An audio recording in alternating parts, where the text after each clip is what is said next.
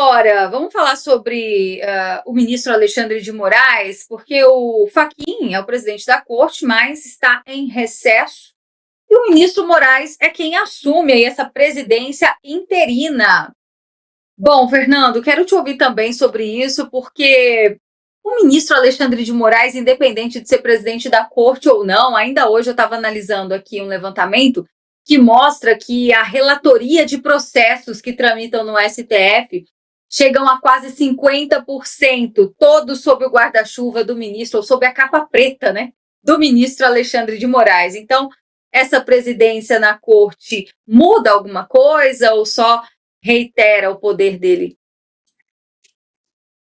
Eu acho que só reitera o poder dele, porque o Moraes nunca precisou da presidência do STF para absolutamente nada. Ele sempre tomou as próprias decisões, conduziu os inquéritos da maneira como sempre quis, sem precisar da presidência para absolutamente nada, né?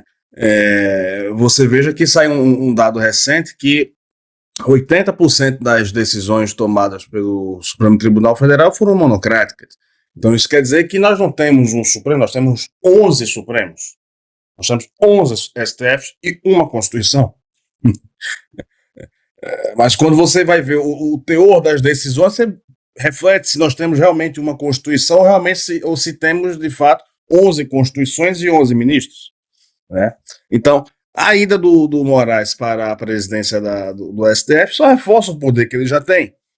Você vê, se 50% das relatorias vão todas pro cara, significa que ele é muito mais poderoso do que qualquer presidente do STF. Ele é mais poderoso que o próprio plenário, por exemplo.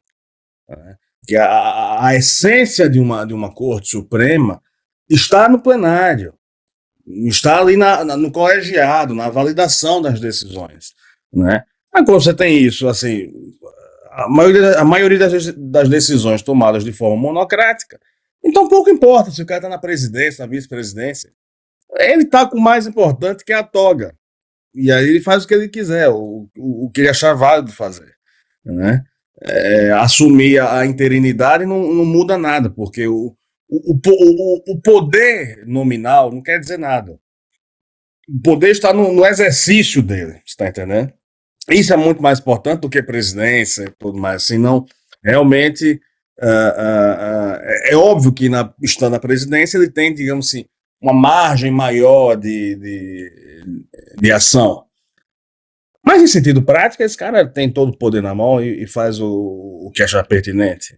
A presidência é muito mais, no caso dele em específico, algo muito mais simbólico, né, do que prático. Em sentido prático, veja, no 8 de janeiro ele afastou o governador do Brasil sem estar na presidência suprema. Está entendendo? Não precisa, ele não faz a menor diferença. Pode parecer que eu estou fazendo pouco caso da informação, você está entendendo? Eu espero que não me entendam dessa forma.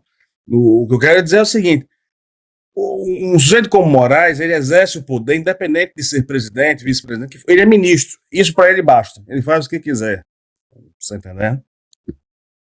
E a gente nota também uma subserviência por parte dos outros magistrados, né? A gente tem ele ali à frente dos principais casos de perseguição política no país, mas se vermos o posicionamento dos demais, são cúmplices, né? Essa é a realidade.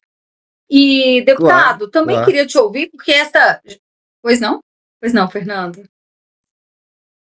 Não, eu estava concordando com você. As pessoas acompanham, só para complementar aqui, peço desculpas pela interrupção, a maioria dos ministros acompanham as decisões do Alexandre de Moraes porque encontram nele uma espécie de defesa, assim, um guardião, né? Pouco importante a legalidade das decisões dele, qual é a base que ele está usando para amparar o que está fazendo. Isso aí eles não ligam, né? Eles entendem, os ministros encontram no Alexandre de Moraes uma pessoa disposta a defender o Supremo acima de tudo, pouco importando o meio para isso. Você tá entendendo? Em essência é isso. Sim, sim. Pois é. Deputado, lembrando que esta é a segunda vez já, desde que o Edson Fachin assumiu a presidência da Corte, a primeira vez que o Moraes assumiu interinamente a presidência do STF foi durante a COP30, Ele até fez uma brincadeira, né? Olha, se o senhor quiser, eu já posso sentar aí agora, né? O que demonstra ali que ele realmente, por mais que ele não seja o presidente, mas seja muito mais atuante, digamos assim, independente de estar sentado na presidência ou não, ele faz questão desse título. Agora, o ministro Alexandre de Moraes, como a gente estava trazendo aqui, as decisões monocráticas acho que se sobressaem, independente de presidir a corte ou não. Então, eu queria sua análise em relação a isso também, porque a partir de agora, pelo menos pelos próximos dias, é ele que está no comando. E o STF estando em recesso, isso que eu queria me lembrar, eles só tomam decisões no regime de plantão. Mas quando se trata do caso de Jair Bolsonaro, ele está de plantão 24 horas. O senhor já reparou nisso? Ô, Berenice, eu nunca entendi isso, para ser sincero. Já até conversei com algumas pessoas que têm um domínio melhor, né, do assunto, no que se refere ao judiciário, no STF, e nunca consegui entender por que é sempre Moraes. Não tem possibilidade de outro ministro sequer se manifestar nesse processo. Em relação à atuação do Fachin, não sei se todos sabem, acredito que a maioria sim, ele tem uma história de ativismo ideológico, né? Ele é um cara de esquerda, tem vários vídeos dele se manifestando nesse sentido, em apoio a Dilma, enfim. Porém, ainda assim, ele tem se mostrado um cara com maior dignidade do que a maioria dos ministros. Ele tem se mostrado um cara muito mais correto na condução do seu papel de juiz. Ainda que use o seu cunho ideológico nas suas decisões, é claro que a gente não tem como acompanhar todas, a gente não tem aqui um resumo, né, do histórico dessas decisões, mas levando em conta o noticiário, a gente vê o Fachin envolvido em muito menos problemas do que Moraes, Barroso, que já saiu, mas que era muito um ativista político, né, na sua função, o próprio Gilmar Mendes, Dino nem se fala.